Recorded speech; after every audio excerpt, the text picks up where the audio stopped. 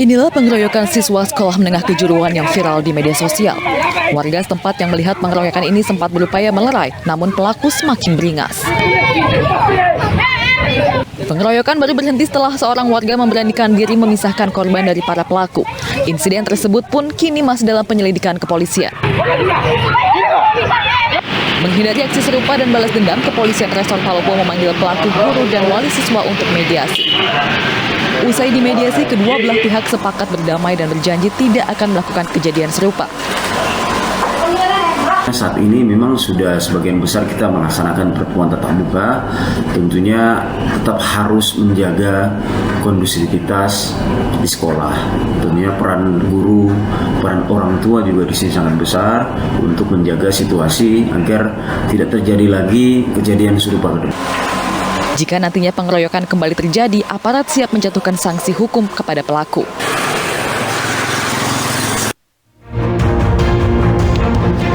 Halo, selamat malam. Apa kabar pemirsa? Informasi pengeroyokan dari Palopo tadi menjadi pembuka jumpa kita di iNews Prime. Kami juga menghadirkan perkembangan kasus korban perampokan yang justru dimarahi saat melapor ke polisi. Saya Latif Sregar.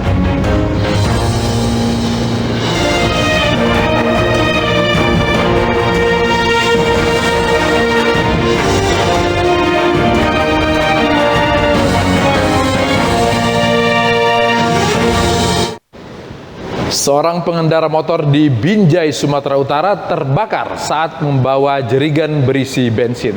Korban panik dan masuk ke dalam masjid meminta bantuan jemaah yang sedang sholat.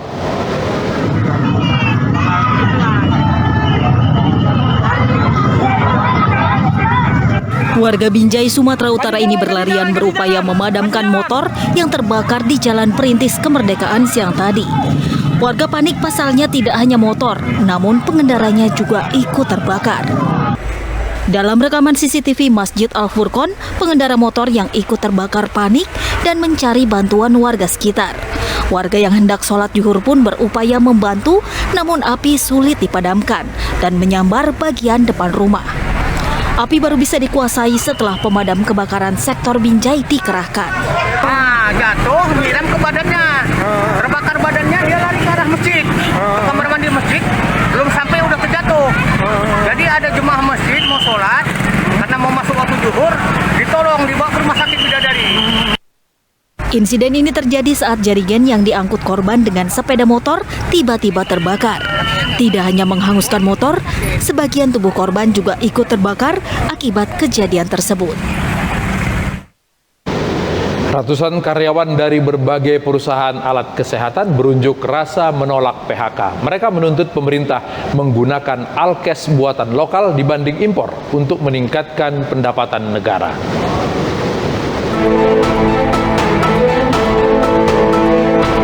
Ratusan karyawan dari 5 perusahaan gabungan produsen alat kesehatan menggelar aksi demonstrasi di depan Patung Kuda, Jakarta Pusat.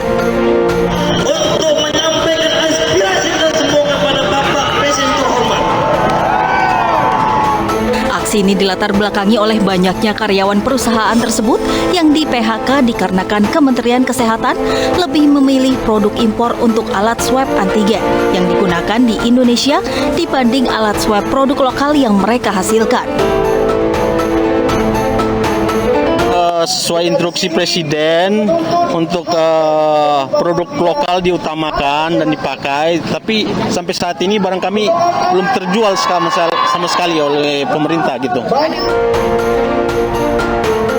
Masa berharap sebanyak 80% rekan mereka yang dirumahkan dapat kembali dipekerjakan. Unjuk rasa juga terjadi di Tapin, Kalimantan. Ratusan sopir truk angkutan batubara berdemo menuntut pembukaan kembali ruas underpass. Akibat penutupan akses jalan selama 3 pekan, para sopir mengaku kehilangan pendapatan.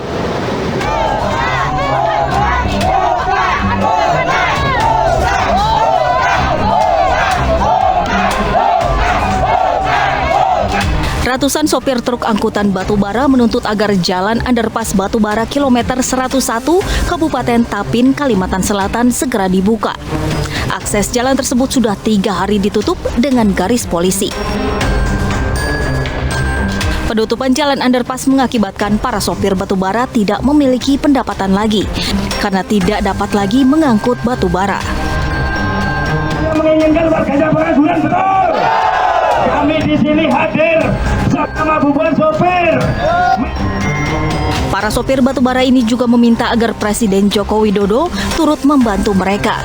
Hal itu disampaikan para sopir melalui surat terbuka untuk Presiden. Sawah ladang kami di sini, bertani pun kami di sini juga nggak ada. Tuntutan mendasarnya apa nih, Bang?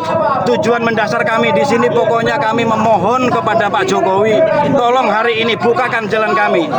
Jadi kita menerima semua aspirasi dari mereka, sehingga nanti akan ditindaklanjuti pada pertemuan yang akan datang. Salah satunya apa yang jadi nanti dari pemerintah daerah, yaitu yang kemarin tindak lanjut di Dewan, itu nanti akan disampaikan di sana semuanya.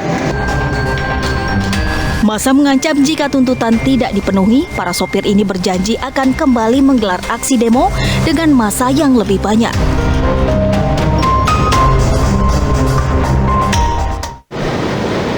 Markas Ormas Pemuda Pancasila di Jalan Letjen Suprapto, Jakarta Pusat dieksekusi paksa petugas dari Lembaga Manajemen Aset Negara. Pengosongan bangunan dilakukan karena pihak pengguna menempati bangunan tanpa izin.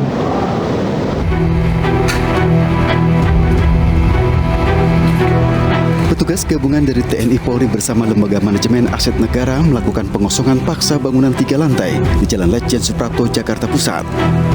Pengosongan dilakukan karena penggunaan tempat oleh Ormas Kepemudaan tanpa izin dan merupakan aset negara. Sejumlah barang diangkut keluar dari dalam bangunan. Rencananya bangunan ini akan digunakan untuk kepentingan negara. Yang mana selama ini sebelumnya itu digunakan sebagai kantor Ormas Pemuda Pancasila. Adapun mediasi yang sudah kami lakukan itu sudah berjalan. Sementara itu, Sekjen Pemuda Pancasila Arif Rahman memenuhi panggilan penyidik di Treskrimum Polda Metro Jaya. Arif diperiksa terkait demo ricuh di gedung DPR. Sebelumnya pada 25 November 2021, unjuk rasa yang digelar Pemuda Pancasila menuntut permintaan maaf terhadap Junimart Girsang berujung ricuh. Sejumlah anggota Ormas melakukan pemukulan terhadap Kabak Ops Ditlantas Polda Metro Jaya, AKBP Dermawan, yang bertugas mengamankan unjuk rasa. Dari kericuan tersebut, 15 anggota PP ditetapkan sebagai tersangka. Di saat penanganan erupsi Semeru belum usai, sudah 3 kali dalam pekan ini Gunung Merapi mengeluarkan awan panas. Hingga saat ini, gunung di Yogyakarta itu dalam fase pembentukan kubah lava.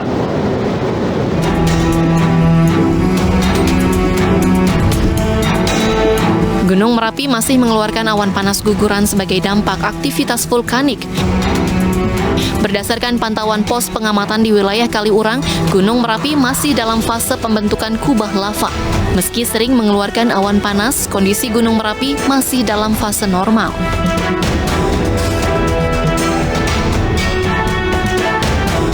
Untuk pertumbuhan kubah lava saat ini masih belum begitu signifikan, masih di bawah rata-rata karakter Merapi.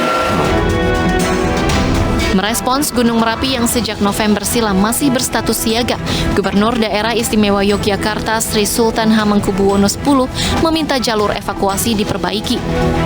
Sultan meminta setiap persiapan evakuasi dimatangkan dengan baik.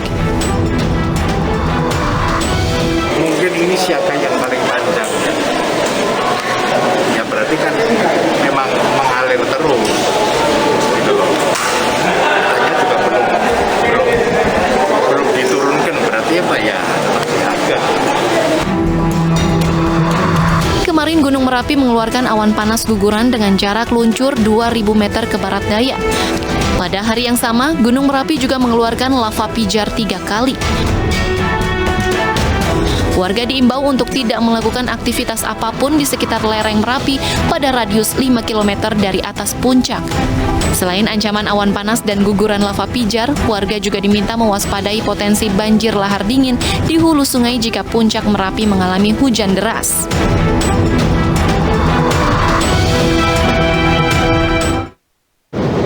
Masih soal bencana, belasan makam di Polawali Mandar rusak diterjang gelombang. Informasi tersebut menjadi satu dari 5 berita pilihan hari ini. Jenis suaranya sih.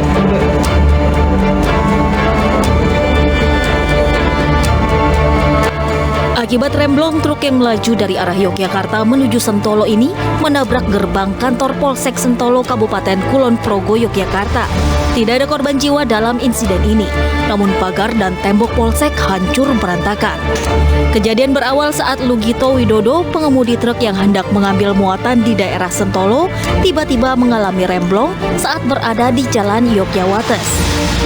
Meski sempat panik, Lugito memilih membanting setir ke kiri karena tak ingin terjadi kecelakaan yang lebih fatal dan menimbulkan banyak korban.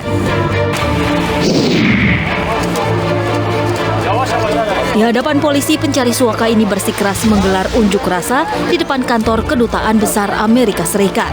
Jika biasanya sasaran aksi adalah kantor UNHCR, kali ini unjuk rasa digelar di seberang gedung Kedutaan Besar Amerika Serikat. Pencari suaka ini berunjuk rasa dengan harapan Amerika dapat turun tangan membantu mereka mencari negara suaka setelah Indonesia. Sedianya pengunjuk rasa meminta Amerika Serikat turun tangan memfasilitasi persoalan mereka. Unjuk rasa ini pun akhirnya dibubarkan aparat lantaran menimbulkan kerumunan dan tidak mengantongi izin.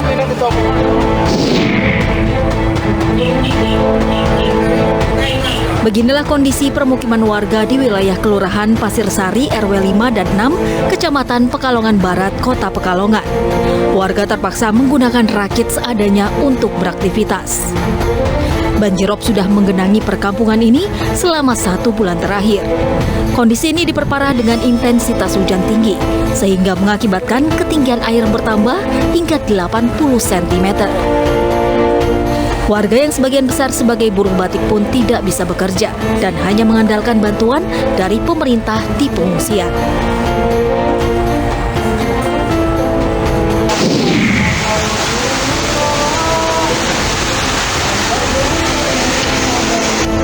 Inilah detik-detik saat angin puting beliung tiba-tiba datang dan menerjang Desa Gedangan, Jombang, Jawa Timur. Warga yang panik dan ketakutan pun mengumandangkan azan dengan harapan angin cepat berlalu. Akibat terjangan angin ini, sejumlah rumah warga rusak. 2 diantaranya bahkan rusak parah dengan bagian atapnya hilang total tersapu angin.